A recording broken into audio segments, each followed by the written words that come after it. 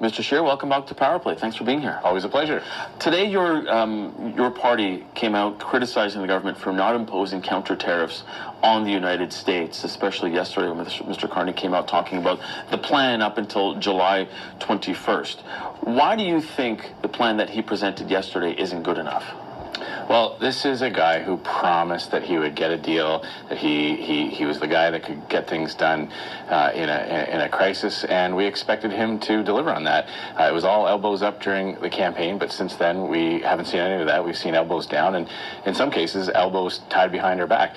Mark Carney's insisting on keeping the industrial carbon tax. That's something that punishes steel and aluminum workers here in Canada because American manufacturers don't have to pay that. So it's a lot easier to move jobs and investments to the U.S. where that steel and aluminum can be manufactured without the Canadian industrial carbon tax. Mark Carney is doubling down on that. We also wanted to see robust supports for workers affected by that. So, this is again a problem with a Prime Minister that won't present a budget to Canadians, won't outline the path ahead as Canada continues to face some heavy economic headwinds, much of which is imposed on our own economy by the Liberal government. I take those points, but what about his plan and trying to sort of keep those tariffs and counter tariffs almost in his back pocket for the next 30 days as he continues to negotiate with the United States? Well, we just expected that he would carry on with the same approach as he promised Canadians that he would, and maybe expecting a Liberal to keep a promise is not a smart thing to do because they always break them. And again, we talk about broken promises. In the throne speech, Mark Carney promised to cap spending at 2%. About an hour later, blew through that with an 8% spending and borrowing hike. He promised to be elbows up all through the campaign. He promised to take these tough lines, and then we see so far since the election's over, he's taking a completely different approach. So I guess what we're saying is we're holding to the standard that he set for himself during the election campaign. But do you believe that he should continue to follow through on a promise he made during the election, or if he's seeing that things are changing and that there is the possibility of a deal with the United States, that he wouldn't impose counter tariffs because he believes that there is something there, there's a framework there? And I guess, my question is, what do you think is better, that he holds a promise that he had made during the campaign, or that he tries to get the best deal for Canadians that he can at this time? Look, first, let me say, Conservatives want Canada to get a deal on these tariffs. It'll be good for the country. It'll be good for all Canadians. And so we are supportive in that goal. It's a little bit difficult with a Prime Minister who's not keeping Parliament updated, who's not being forthcoming with Canadians about the status of the deal, how close we are, whether or not they're in active negotiations on this part or that. But do you take the point that he's trying to do the negotiation and not informing you at the time because these negotiations are difficult? I mean, I think we know with Donald Trump that it's hard to know where he's going at the best of times. So do you expect a minute-by-minute update, or do you want them to spend that time working to do the negotiations? Well, I do think it's important for any politician, especially this close after an election, to be honest with Canadians and to follow through on commitments. If dynamics change, do you think he's not being honest in terms of the negotiations? I'm saying he's certainly not adopting the same approach that he was presenting during the campaign. I think you'd have to agree with me on that. No, I agree that I think a lot of Canadians look at it and they say that the elbows up that we all considered, and the certainly talking about putting Donald Trump on notice, and that there has been a tone change. But do you think that it is worth aggravating the U.S. president when we may be close to having a deal with him? Well, again, it's a bit rich for Carney to suddenly justify this type of approach without a lot of rationale. And I guess what I would say is, if you wanted to explain to Canadians, explain to parliamentarians what's going on, it would help Canadians understand the massive shift in tone and approach. Would you support a deal with the United States that still had some level of tariffs in place? And I say that because when we look at the deal that is being negotiated or seemingly struck with the United States and the United Kingdom, that there is the removal of most tariffs, but steel is still unclear. If this was put to the Conservatives and put to Parliament, would you support a deal that still had some level of tariffs in it? Well, it's a big hypothetical to ask me to take a position on something that it is, but it's quite possible, and I think a lot of people will look at this and say that that is a distinct possibility. Well, I would point that Conservative governments over multiple U.S. administrations, both Republican and Democrat, have secured deals to keep tariffs off or to remove barriers to trade, like softwood lumber agreements that the previous this Conservative government secured, while at the same time protecting aspects of our Canadian economy. The goal is no tariffs. Free trade works. It's a Conservative principle. Free trade always benefits both countries.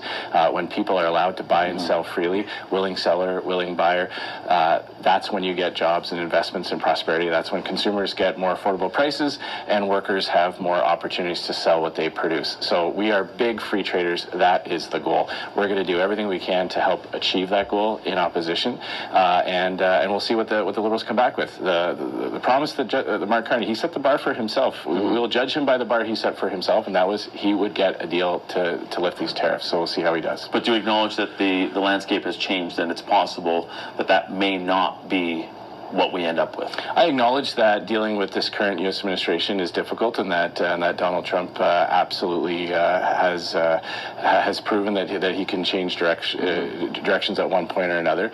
So we recognize that, and no one is under any illusion that it will just be a matter of just a few days and a few phone calls and get this thing resolved. But that is the goal that Mark Carney set for himself.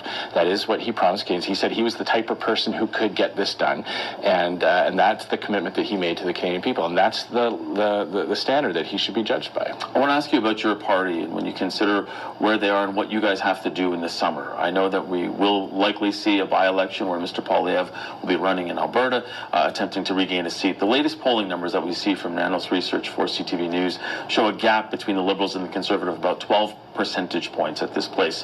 Why do you think that has happened now? Well, I usually don't comment on polls. Polls can go up and down very quickly. You can see polling shifts month to month. It can be wildly different. But what we're focused on is building on the incredible gains that we had in the last election. Pierre Poilievre took our party up to a near historic highs, the highest vote total in the Conservative history. But polling is showing that you wouldn't be there if an election was held today, right now. But we know that we have an incredibly dynamic team of new members of Parliament from areas that Conservatives haven't won seats in generations. That's because our party has reflected the concerns of Canadians. All those issues that Canadians voted for Conservatives on, the cost of living, the housing crisis, the inflationary deficits that the Liberals rack up, crime plaguing our communities thanks to Liberal catch and release policies when it comes to bail, those issues are still there, and we're still communicating. But your support isn't, though. That's the difference. So again, I'm not going to comment on one poll or another. You know, we still get a tremendous amount of positive feedback from Canadians who are telling us to stay on these issues. It's normal after an election to have some movement, but when we come back in the fall, we will have spent the summer talking to Canadians, continuing to outline how our policies would have worked better than what the Liberals are even now in these early days offering, and at the same time listening to Canadians. Our leader has struck an economic advisory council to get that direct input, that direct feedback, so that when we come back in the fall, we can say not just scrapping the Liberal industrial carbon tax, not just removing the Liberal production cap on oil and gas, but here are some other Conservative policies that would benefit Canadians, and so I look forward to that. Your leader, I mean, you're the parliamentary leader, but the Conservative leader, Pierre Poilievre, his numbers are at a personal low when it comes to preferred prime minister. He's at 24.2%, Mark Carney at 49.7%. Do you think he's still the right guy to lead this party, even though he's 12 points behind your entire party is 12 points behind the Liberals? Yeah, I wouldn't get too fixated on polls, and Pierre is absolutely the right man to lead this party. He's built this movement. You know, when I go to events for Pierre, whether they're during the election or the lead up, I saw people at those events that had never voted Conservative. Many of whom had never even voted, and they came to those events because Pierre inspired them with his message of hope, restoring that promise of Canada, where once again you could earn a powerful paycheck that can help you afford a home. So he doesn't need to change despite losing his seat and him not actually winning government? No one's suggesting that we don't need to make adjustments. Anytime you don't form government, you have to have those honest conversations with ourselves as a team, as a caucus, as a party.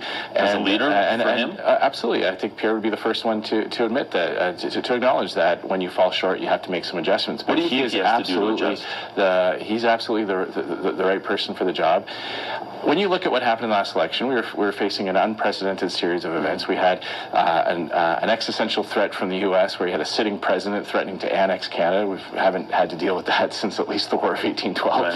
And then you have the complete and utter collapse of the NDP. But despite all of that, we still got 42% of the vote. We still grew our caucus to over 140 seats and won seats in areas that we had no hope of winning in previous elections. Agreed. And but you still lost the election. all of that is thanks to Pierre, his inspirational message. And so we just got to build on what's worked, make those adjustments as a party, as a team. And Pierre is going to come back in the fall with a renewed vision for Canada. So what does he need to do personally, though, since his popularity is not where it was? Well, we're as a team, we're looking at what happened in the last election, really diving through that to prescribe exactly where we might have been able to improve our vote total. We're going to do that with amongst ourselves and with other Canadians who want us to succeed. We're not going to listen to people who don't want Conservatives to succeed. We're not going to take advice from people who vote against us or who actively cheer for other parties. We're going to do that as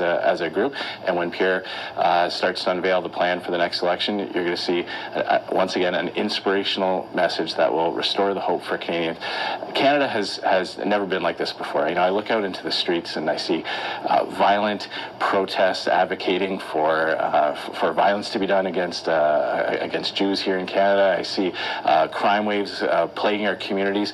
You've got extortion in communities that have never been plagued by that before, all thanks to Liberal policies. Inflation continues to take big bites out of Canadians' pockets, and Carney's doubling down on all those same Trudeau policies. So I'm confident that as people realize that Carney is going to double down on the same failed Trudeau approach, the rhetoric might be different, but the policies are the same: anti-energy, criminals' rights first, high taxes. Can you really say anti-energy if he wants energy corridors and he's laying the groundwork with C5 to build pipelines? Can you really say anti-energy? He will not take the industrial carbon tax off of Canadian manufacturers. He will not say that he's committed to a new pipeline. He's still saying that there has even with C5, he's still not making a commitment that will include a new pipeline. And he's still in favor of the biggest thing of all, the oil and gas production cap. And when you limit what Canadians can take out of the ground and sell to the world, you are limiting the amount of jobs that can be created. You're limiting the amount of prosperity that can be spread around our Canadian economy from coast to coast. That's the exact same policies as Justin Trudeau. Mark Carney's even doubling down on the EV mandate.